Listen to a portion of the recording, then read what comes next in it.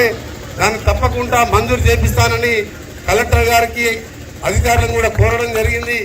ఆ విధంగా ఆలేరు కాన్స్టిట్యున్సీలో అలాగే భువనగిరి మిగిలిన గ్రామాలలో కూడా ఆ నిధులు మంజూరు చేస్తున్నాం. కాకపోతే దురదృష్టవశాత్తు ఏంటంటే తెలంగాణ వచ్చిన తర్వాత రామలింగంపల్లిలో ఒక్క ఇళ్ళనే కట్టుకున్నాం మనం. డబుల్ బెడ్రూమ్ కాదు, సింగిల్ బెడ్రూమ్. డబుల్ బెడ్రూమ్ ఆయన ఇచ్చే ముచ్చటే లేదు.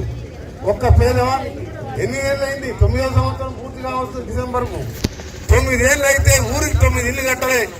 ఆ రోజు మనం ₹1,00,000 ఇచ్చి ఇందిరమ్మ ఇంట్లో ఊరికి 50, 100, 200 ఇల్లు కట్టుకున్నాం. 2009లో 1,00,000 అంటే ఇప్పుడు 10 లక్షలతో సమానం. అది పోయింది. మనం 2 బెడ్రూమ్లు కాదు, సొంత ప్లేస్ ఉంటే 5 లక్షలు ఇస్తామని మన ఎన్నికలు చెప్తే ఈయనేమన్నాడు, నేను కూడా 5 లక్షల రూపాయలు ఇస్తానని చెప్పి దాన్ని మళ్ళీ 3 లక్షలకు మార్చిండు. దాని ఇప్పటికి కూడా ఒక్క ఇల్లు కూడా ఏ ఊర్లో ఇయ్యలేదు. ఊళ్ళల్లో దళితులు, పేదవాళ్ళు, భూములు లేని వాళ్ళు ఇవాళ ఏదో సోనియా గాంధీ పుణ్యమైన ఉపాధి హామీతో బతికే కూలీలకు ఇవాళ సొంత ఇల్లు కట్టుకుందామంటే 9 ఏళ్ళకి ఒక్క ఇల్లు లేదంటే ఈ దౌర్భాగ్య ముఖ్యమంత్రిని ఏమనాలో మనం ఒక్కసారి ఆలోచించుకోవాలి. నిన్న మళ్ళా ఓట్లు వస్తున్నాయని చెప్పి దళిత బంధుని పెట్టిను. అంతకుముందు గొర్రెలని చెప్పి పోయితారు ఎలక్షన్లా. మళ్ళీ ఈ 4 ఏళ్ళు ఒక్క గొర్రెని వచ్చిందా ఏ ఊర్లన్నా? రాదు. ఎందుకంటే ఎలక్షన్లు అయిపోయినాయి, గొర్రెల్లో ఓట్లు వేసుకున్నాడు. అప్పుడు నిజంగా చెప్తున్నాను, నేను 4 సార్లు ఎమ్మెల్యే వరుస బండికి వెళ్తున్న. 5వ సారి ఎందుకు ఓడిపోయినంటే మా దగ్గర యాదవులు ఎక్కువ. మా పక్క ఊర్లు వచ్చినాయి, మా ఊర్లో కూడా గొర్రెలు వస్తాయని చెప్పి సార్ మంచిగా కానీ ఈ గొర్రెల కోసం మనం ఓటేద్దామని వేసిందా. ఆఖరి యాదవుల్ని ఒక ఊర్లో మొత్తం నర్సింగ్పట్ల ఊర్లో 2,600 ఓట్లుంటే 2,400 యాదవులు ఉంటాయి. నాకు ఎప్పుడు 1,600, 1,700, 4 సార్లు లీడ్ వచ్చింది. మొన్న 1000 మైనస్ వచ్చి 2,000 మైనస్ వచ్చింది. ఏంద్రా ఆయన అని ఆ మల్లయ్య ఇట్లా పెద్ద మనుషులు అందరూ నన్ను సొంత మనిషిలాగా చూసుకుంటారు, సొంత కొడుకులాగా చూసుకుంటారు. వాళ్ళు కుల మతాలకు అనే అతీతంగా నన్ను ఒక కుటుంబ సభ్యులాగా చూసుకుంటారు. యాదవులకు ఏంటంటే వాళ్ళకు వాగుల ఇసుకలు కానీ ట్రాక్టర్లు లోన్ అన్ని చేసిన వాళ్ళకు ఆ ఊళ్ళో సబ్స్టేషన్ కట్టించిన, హై స్కూల్ కట్టించిన, ఆ ఊరికి 45 కోట్లు ఖర్చు పెట్టారు రాజశేఖర రెడ్డి ముఖ్యమంత్రి. ఏందో బాబన్న తప్పైపోయింది సార్, నీ అమ్మ ఈ మాటలన్నీ ఊరు వస్తే మా ఊరు కూడా అని చెప్పి పోయలేదు. ఈసారి కూడా దళిత సోదరులారా, మీ అందరూ కూడా ఎక్కడున్నా ఇక్కడున్నా పత్రికాముఖంగా నేను చెప్తున్నాను, ఈసారి చూసుకొని నేను 46 మండలాలు ఉన్నాయి నా పార్లమెంట్ లో. అన్ని మండలానికి ఊరు సెలెక్ట్ చేసుకున్నాను. అలా మీ ఊర్లో కూడా మీ మండలం కూడా సెలెక్ట్ చేసుకున్నాను. ఎంతమంది అంటే 16 మంది. తక్కువ దళిత కుటుంబాలు ఏడున్నాయి ఆ ఊరు సెటిల్ చేసుకొని ఆ ఊర్లో ఇస్తే ఏంటంటే పక్కువ దళితులు అనే వచ్చే సంవత్సరం మళ్ళా ముఖ్యమంత్రి అయితే నాకు కూడా 10 లక్షలు వస్తాయని చెప్పి మోసం చేయాలని చెప్పి మాట్లాడుకోవడం. ఈ మోసగారి మాటలు అర్థమేనే. అందుకనే దళిత బంధు కూడా ఈ ఎన్నికల వరకే. ఆ 15 కుటుంబాలతో కథం మరోసారి ఇవ్వాలంటే అమెరికా బడ్జెట్ కూడా సరిపోదు. ఇంటికి 10 లక్షలు. ఓడిపోతున్నాను తెలిసి, ఈసారి కాంగ్రెస్ ప్రభుత్వం వస్తుందని తెలిసి బీజేపీని తిట్టినట్టు ఒకసారి యాక్షన్లు చేసుకుంటూ దళిత బంధాన్ని ఒకసారి ఈ రోజు ఇంత మోసం చేస్తున్నాం. మీరు అందుకే తెలుసుకోవాలి, ఒక నౌకరు లేదు, ఒక ఇల్లు లేదు, ఒక ఇవాళ పెన్షన్ కొత్త పెన్షన్ మనం 58 ఏళ్ళు అంటే ఆయన 57 ఏళ్ళు అన్నాడు. 58 ఎందుకు? 65 ఏళ్ళ పైన ఉన్న పెన్షన్ వచ్చిన ముసలి చచ్చిపోయారు సర్పంచ్ గారు మీ ఊర్లో. వాళ్ళ భార్యకు మారిందా? ఇక ఎంత దరిద్రుడాన్ని ఏం చేయాలరా కేసీఆర్? 57 అన్నాం మేము. 58 అంటే నువ్వు 57, 3,116 అన్నావు. అరే వచ్చే 2,000ని ముసలి చచ్చిపోతే అవ్వ పేరు మీద మారకపోతే ఆ ముసలి ఎట్లా బతకాలి? మీకు కొత్త అడుగుతలేం, నువ్వు ఇయ్యవు నాకు తెలుసు అని 65 ఏళ్ళకి శాంక్షన్ అయి ఉండి 4,80,000 పెన్షన్లు అట్లా పెండింగ్ ఉండే రాష్ట్రంలో. నేను ఏ ఆఫీస్ పైన ఇదే వస్తాను ముసలోడు పన్ను ముసలా ఆమెను చూస్తే బాధ అనిపిస్తుంది. నేనే 2,000-3,000 సేవలు పెట్టిపోతా, అమ్మ ఈ కేసీఆర్ పోయినాక నీకు పెన్షన్ మారదని చెప్పి. అంటే 58 అంటే ఆయన 57 అని ఆయన బాబాయనకి కట్టమిచ్చిన 3,116 అని చెప్పి ఇచ్చిందా? ఈ మోసగాన్ని మనం ఏం చేయాలండి? పొరపాటులో గ్రాపాటులో మళ్ళీ మీరు పైసలు పంచో వాళ్ళు ఏదో కథలు చెప్పో నేను బీజేపీ నేను కొట్టుకున్నట్టు చేస్తామని చెప్పి యాక్షన్ చేసిన మీరు తెలంగాణ ఇచ్చిన కాంగ్రెస్ పార్టీ ఇస్తేనే ఉపాధి హామీ లాంటి పేదోనికి ఇందులో ఉన్నప్పుడు కట్టించిన రాజశేఖర రెడ్డి కాంగ్రెస్ ప్రభుత్వం కట్టించిన ఇల్లు ఏది రావాలన్నా మళ్ళా అలాంటి ప్రభుత్వం రావాలి తప్ప ఇవాళ 24 గంటలు కరెంట్ ఇస్తున్నా భారతదేశంలో పెద్ద మనగాన్ని అని చెప్తే ఇవాళ రాత్రి కూడా 5 గంటలకు వెళ్ళి ఉదయం 6 గంటల వరకు కరెంట్ వస్తుందా? మరి ఇవి 24 గంటలు ఇప్పుడు చెప్తున్నా. మన బీజేపీ వాళ్ళు మీటింగ్ మీద ముందు రోజు చెప్తున్నాడు 24 గంటలు ఇచ్చే ఏకైక రాష్ట్రం తెలంగాణని. అది నోరుగా తాటిమట్ట నీది ఏది నాలుగే నా కేసీఆర్. ఇవాళ 5 గంటలు పోతే మొత్తం కూడా 6-7 గంటలు 6-5 సార్లు పోతున్నది. అన్ని మాటలే. 5 లక్షల కోట్లు అప్పు చేసాను, ఎక్కడ పోయిందో లెక్క తెలియదు.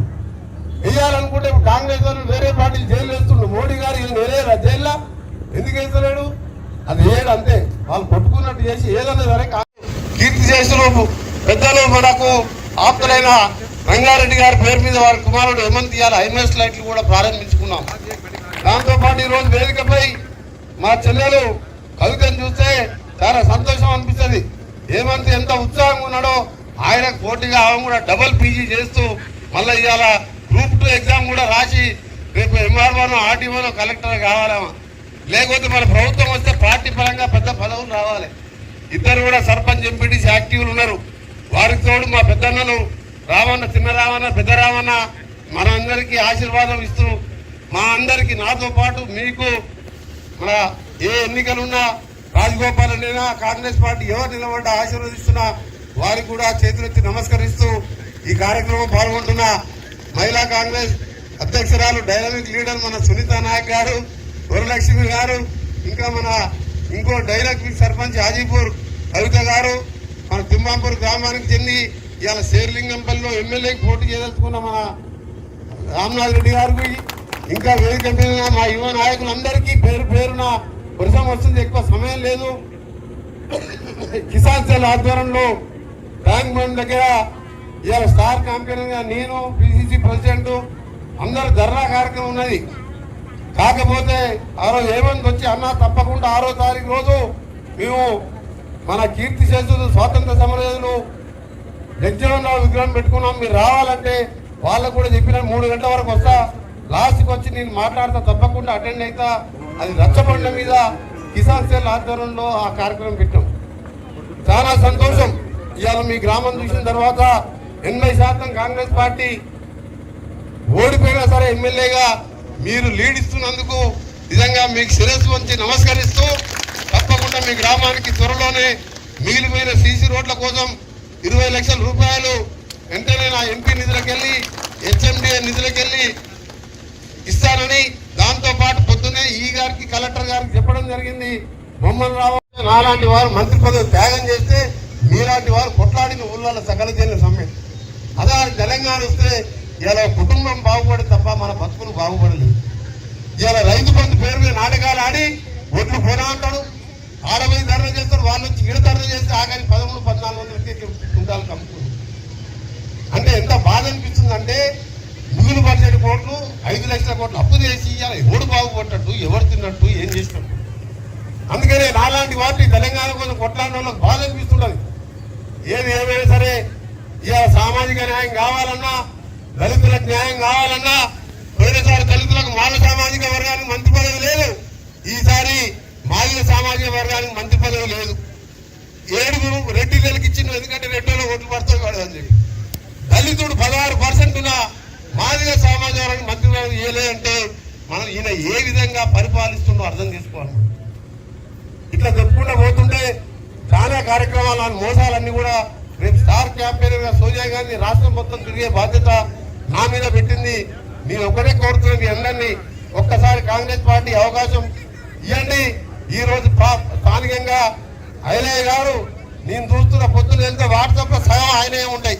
ఆ ఊర్లో ఆయన చచ్చిపోతే 20,000 ఇచ్చిండు, ఈ ఊర్లో వాటర్ ప్లాంట్ ఇచ్చిండు, ఆ ఊర్లో ఆయన పోసిండు, ఈ ఊర్లో ఈ రోజు చదివిస్తున్నాను. తప్పకుండా కాంగ్రెస్ పార్టీ చేతులెత్తి నమస్కరిస్తూ మీరు చూపిన ఘన స్వాగతం. ముఖ్యంగా ఈరోజు స్వాతంత్ర సమర యోధుడు, హరిత విప్లవం, వ్యవసాయ రంగానికి కానివి ఆ రోజు కేంద్ర మంత్రిగా ఎన్నో కార్యక్రమాలు చేసిన బాబు జగ్జీవనరావు గారు, మీ అందరికి తెలుసు వారి చరిత్ర. ఈరోజు వ్యవసాయ రంగాన్ని హరిత విప్లవంలో తీసుకొచ్చి ఈ వ్యవసాయ రంగానికి అగ్రికల్చర్ మినిస్టర్ గా వారు చేసిన సేవలు, ఆ తర్వాత మన కాంగ్రెస్ పార్టీ వారి కుమార్తె మీరా కుమార్ గారిని లోక్సభ స్పీకర్ కూడా చేసుకొని ఆయన నివాళులు అర్పించినాం. అలాంటి నాయకుని విగ్రహావిష్కరణ, మరొక మహోన్నత నాయకుడు, దేశం కోసం ప్రాణాలు వదిలిన రాహుల్ గాంధీ, మన రాజీవ్ గాంధీ మీ అందరికి తెలుసు 18 సంవత్సరాలకే ఓటు హక్కు కల్పించిండు. అప్పుడు 21 సంవత్సరాలు ఉండే యువకుల ఆలోచన విధానం వాళ్ళకు ఓటు హక్కు ఇస్తే దేశం మంచి నాయకులను ఎన్నుకుంటారని చెప్పి ఓటు హక్కు కల్పించడమే కాదు, నేరుగా సర్పంచ్కి ఢిల్లీకి వెళ్ళి గ్రామ పంచాయతీ అకౌంట్లో ఆ కాలంలో ఊరికి 2-3 లక్షలు పడతలేవు. 85లో ఇప్పుడు కూడా ఊరికి 3 లక్షలు వస్తలేవు. మధ్య దళారుల కాకుండా గ్రామ పంచాయతీ అకౌంట్లో డబ్బులు వేయించి గ్రామాల అభివృద్ధితోనే మన మహాత్మా గాంధీ కళ నెరవేరుతుందని చెప్పి గ్రామీణ ప్రాంతాల అభివృద్ధి కోసం కోట్ల రూపాయలు ఇచ్చిండు. అలాంటి నాయకులను విగ్రహావిష్కరణ చేసుకున్నాం. మరొక నాయకుడు రాజ్యాంగ నిర్మాత అయిన మన అంబేద్కర్ గారికి పూలమాలలు వేసుకున్నాం. దాంతో పాటు ఇలా వేదికపై మన బీర్లా ఎలయ్య గారు పిలిస్తే పలికే ప్రాంతవాసిగా ఇవాళ మరొక ఫిల్టర్, పెద్ద ఫిల్టరు మీ రాజీవంపల్లె కాదు, మా సర్పంచ్ గారికి హేమంత్ రెడ్డికి ఏం పరిసరం లేదు, చుట్టుపక్కల ఊర్లో కూడా ఇక్కడికి వచ్చి నీళ్లు పట్టుకోవచ్చు. అంత పెద్ద కెపాసిటీ పెట్టే ఫిల్టర్ ని కూడా ప్రారంభించారు. హాయ్ ఫ్రెండ్స్, మా టుడే టుమారో యూట్యూబ్ ఛానల్ చూస్తున్నందుకు చాలా థ్యాంక్స్. మరిన్ని లేటెస్ట్ వీడియోస్ కోసం వెంటనే సబ్స్క్రైబ్ చేయండి. అలాగే ఈ బెల్ ని కూడా రింగ్ చేసేయండి. మా నోటిఫికేషన్స్ అన్ని మీ మొబైల్లో వస్తాయి. అలాగే మా వీడియోస్ మీకు నచ్చితే లైక్ చేయండి, షేర్ చేయండి, నచ్చకపోతే కామెంట్ చేయండి.